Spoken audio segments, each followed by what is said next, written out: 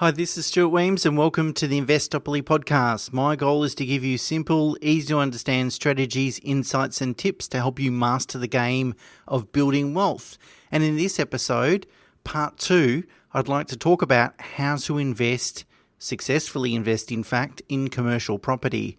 Now, last week's episode, part 1, was all about commercial property fundamentals and attributes, and in particular how it differs from residential property. So the aim of that episode was really to give you a bit of an introduction towards commercial property so that you had a reasonable basis for then talking about how to invest in commercial property. So if you haven't seen that or listened to that episode, maybe go and do that now before you digest this episode. So what I wanted to do today is take you through different investment options, so how you can invest in commercial property, and that includes buying direct commercial property, so buying a building yourself, co-investing with others, or using what's called REITs, real estate investment trusts, which are many are listed on the ASX, but there's other managed funds and so forth. So another pooled vehicle, and I will talk through each of those. But before I do that, like I talked about last week, there's 3 categories of commercial property. Now, there's lots of different subcategories, of course, but if we're going to just put them into 3, the 3 would be retail property, like shopping strips, those sorts of things. Industrial property, which tends to have one tenant and be located in an outer area, so sort of industrial shed for a manufacturer or something like that, and office. An office, as obviously that the name explains, is an office building, typically with multi-tenants and so forth. So perhaps the best place to start is what I don't do or what I'm not particularly interested at this particular time. And when I say at this particular time, because commercial property, unlike residential property is a necessity. We all need somewhere to live, whereas commercial property tends to be a little bit more cyclical and have a little bit more volatility. So it's quite possible that there'll be times that it'll be attractive to invest in retail property, for example, and there'll be times when it's not attractive. At this point in time, I'm not particularly attracted to retail property. Really what's gone on, particularly with internet and online sales, is of course the retail industry has been under pressure in terms of margins and so forth. And that pressure either has to go on to profit margins as those businesses make less money, but I don't think that's going to be enough to compensate for the margin pressure that's gone on. And I think landlords will need to make some concessions as well.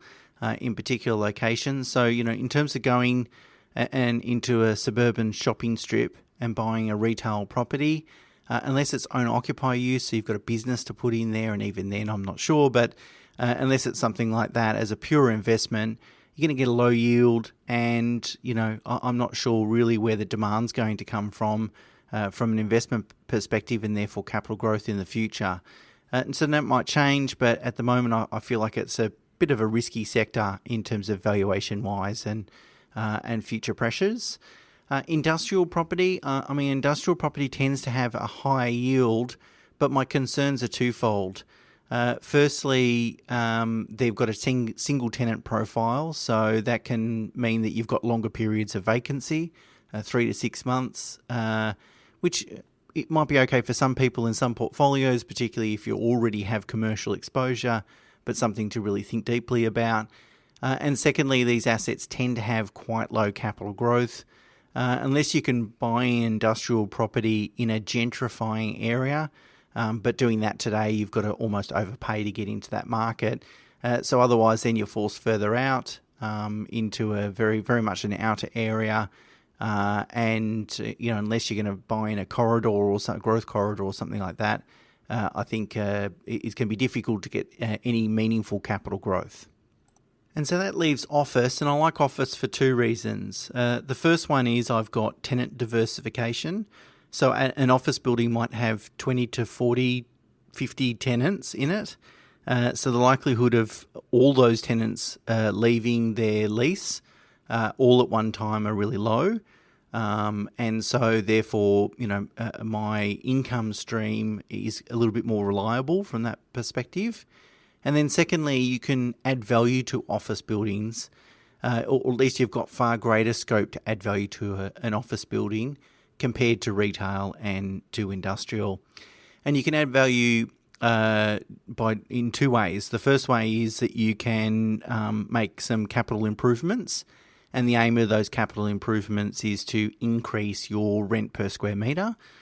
So those sorts of capital improvements that would be attractive to tenants is like refurbishing foyers, lifts, atriums, bathrooms, adding sort of end-of-trip facilities such as showers, bike racks, those sorts of things.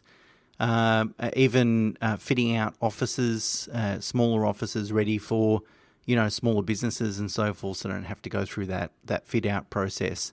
All those things can go towards generating a higher rent per square metre, and that higher rent per square metre obviously then derives a higher end valuation. The second way you can add value is by improved property management. So that's really about having better and deeper relationships with tenants, so that tenants renew leases and are more open to signing longer term leases. And the key metric here is called WALE, weighted average lease expiry. And so the longer a building's WALE is, the lower its discount is, and therefore the higher the building value. And the reason for that obviously is a long WALE means that on a weighted average basis, the income is under lease for a longer period of time, and therefore that building looks like a lower risk. So if you can go and buy a building on a short WALE and then get in there and start building some relationships with tenants by making some capital improvements to see that you're investing in the property and you're going to treat them fairly and nicely and look after them, well then when lease comes up, they might be more willing to sign a longer term lease. And if you can do that successfully over a couple of years, you can potentially increase that WALE. And just that, by that mechanism, you've then really added value to the building. Notwithstanding, you've still got sort of market exposure. So if market rents are rising or discount rates are falling or these sorts of things, it's also going to add value. Okay, so now that you know I'm in favour of office, if I wanted to go and invest in a commercial office building, how can I do that? Well, the first option is direct ownership, of course. You can go out and actually buy the building and own 100% of the building. And of course, the downside with this option is your limited budget. And it's going to be dependent on your borrowing capacity, of course, and the amount of cash that you've got or equity that you've got to contribute towards the purchase. But I would say that you need a budget of at least $2 million, I think, to buy a really good quality commercial property. And that's probably not going to be an office. Maybe that's going to be industrial. To buy a good commercial office, you're looking at probably substantially more than that. Of course, it makes sense that, commercial properties sub 20 million, for example, there's a lot of self-managed super funds, wealthy individuals, etc., in that space, in that price point. And so therefore, because there's more buyers, the deals that you can get or the prices that you have to pay in that space aren't always as attractive. Whereas moving, say, between that 20 million and 80 million price point, it's too big for individual investors and too small for institutions. So it's a good kind of price point to get to. And I'll talk about shared ownership in a second. So one of the advantages, of course, of investing in direct commercial property is that you've got absolute control over the asset. So you can decide, who the tenant is, how long you're going to tenant for, and especially if there's alternate uses to that asset. So you buy it in an area that's gentrifying and then you can convert it to, residential or something like that. You've got full control in order to do that. Of course, if you're buying direct commercial property and your budget isn't substantial, it's like several millions of dollars, then it's likely you're going to end up with a property with one tenant.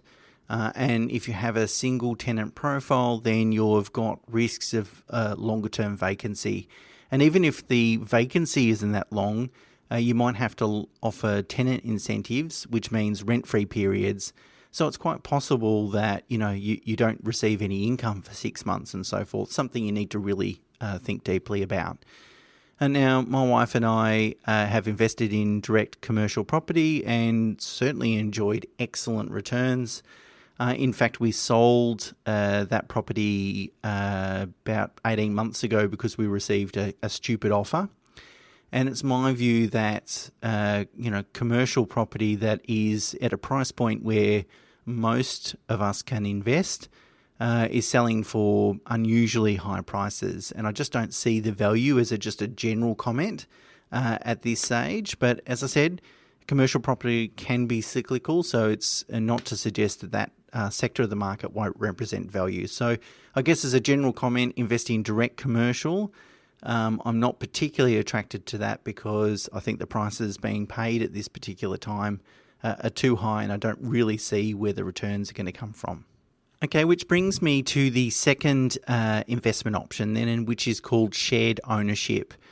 So it's possible to co-invest in commercial property with other investors, and these are often called investment syndicates or property syndicates. And it typically comprises of a group of investors that might go and purchase a building using some debt. So they might borrow 45 to 50% of the purchase price and then contribute the rest in equity.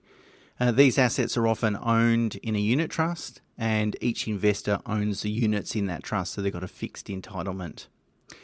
There's several commercial property investing businesses that arrange syndicates, and really, like anything in financial services space, you've got to be super, super careful. And in fact, I would say most commercial property syndicates really don't make very good investments. I mean, it's a little bit like investment grade residential property. Most residential properties aren't good investment prospects, and most commercial property syndicates also don't make good investment prospects. There's a lot to consider here, and the team behind the commercial property decisions is critical. They've got to have skin in the game. They can't be just employees willing to do deals and moving on.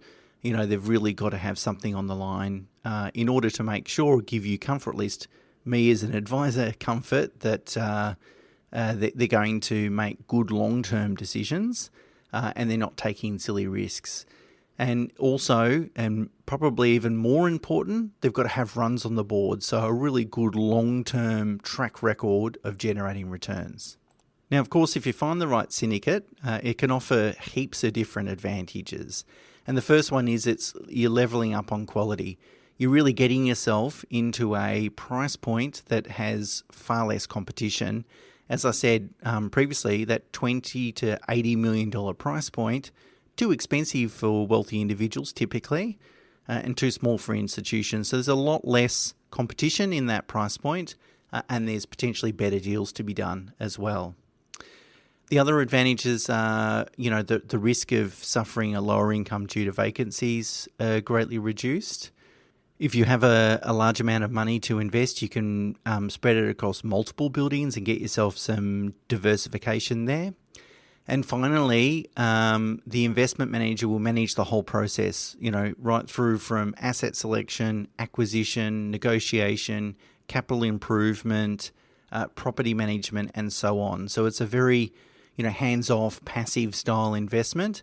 And again, if you've got the right managers working for you, they're the ones that are really going to drive the returns and generate the value. Of course, the main disadvantage with this investment is that you own units typically in an unlisted unit trust, which is a illiquid investment. And so, of course, if the investment turns bad, if you buy the wrong property or something bad happens, of course, you can go and sell those units to someone, but who's going to want to buy a unit in a dud investment? So I guess, but that's true for most investments, I guess. Like if you go and buy a dud residential property, that's also hard to sell too, unless you really drop the price. But the way of mitigating that risk in terms of ending up with a dud investment is choose the right investment managers, so the people behind the business, and do your due diligence on the actual asset that you're buying as well. Make sure it makes sense.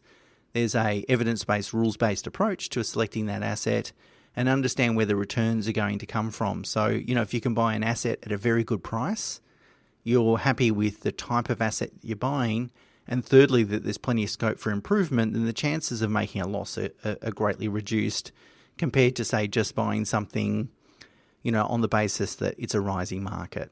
Now, some people don't like co-investing because of the lack of control. If they can go and buy a residential property, they're used to being in control of that asset. Now, of course, I acknowledge that's a potential downside and people might look at it that way. I don't. I mean, if I go and invest in an index fund or an industry super fund, I don't control that investment, do I? But I can get my head around that. Well, same with commercial investing. I don't really want control, particularly in the commercial space, because I'm not an expert in that area. And in fact, I'm ultimately relying on the investment managers, the people that are making the investment decisions, to manage that investment and make decisions along the way. So giving me control doesn't really help me very much because I don't have the skill set to be able to take control of that investment. Whereas if it's residential property, it's far more kind of set and forget. And so having the control when you've got a residential property is not such a big deal because you can outsource the property management. And then beyond that, there's really not too much to worry about. So the lack of control in terms of investing in a syndicate, I'm far, far less concerned about from that perspective. And the final investment option is what's called a real estate investment trust, or REIT. They will come in a managed fund form or an ETF form. Those ETFs are listed on the ASX, Australian Stock Exchange, and they're a little bit like the pooled situation, the syndicates I just explained, but at a much bigger level. And instead of the units being unlisted, they're listed, so you've got a liquid market for them. REITs will typically invest in a number of buildings, and they could be worth, $500 million, whatever it is. It's a large pool of assets that they're managing. According to data compiled by S&P Dow Jones, about 60 to 80% of actively managed REITs fail to beat the benchmark. So therefore, I use exactly the same approach with investing in REITs as I do investing in shares. That is, I use low-cost passive indexing, not active funds management. And Vanguard has an excellent example that's produced some really good long-term returns. Now, I'm not surprised active management fails to outperform index. Some of the stories I've heard for, really large REITs where they'll have some acquisition managers that get hired, they'll go and buy a couple of buildings, they'll get paid a bonus this year and they're on to the next job. A different role at a different firm. They don't really care too much about what the results look like, particularly over longer term. They've been paid and they've got their bonus and they've got no skin in the game. Whereas indexing, of course, is far more diversified and you tend to reduce your risk that way.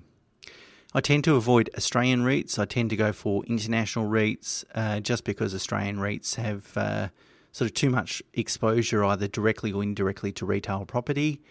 And as a sort of sum up, I mean, whilst I certainly like REITs and use them for some clients, I like my preference is for the pooled approach, so the syndicates, when investing clients' monies and my own for that matter.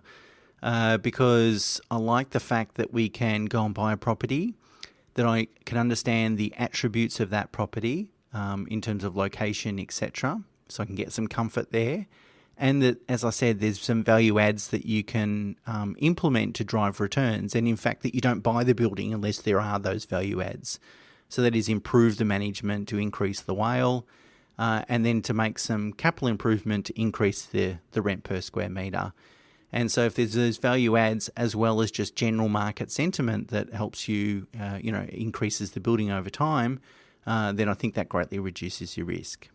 Now, just to wrap up, of course, deciding to invest in commercial property without having a long-term plan is tantamount to asking for directions without a destination. You're not going to stop someone in the street and ask for directions. They'll say, "Where are you going?" "Yeah, I don't know."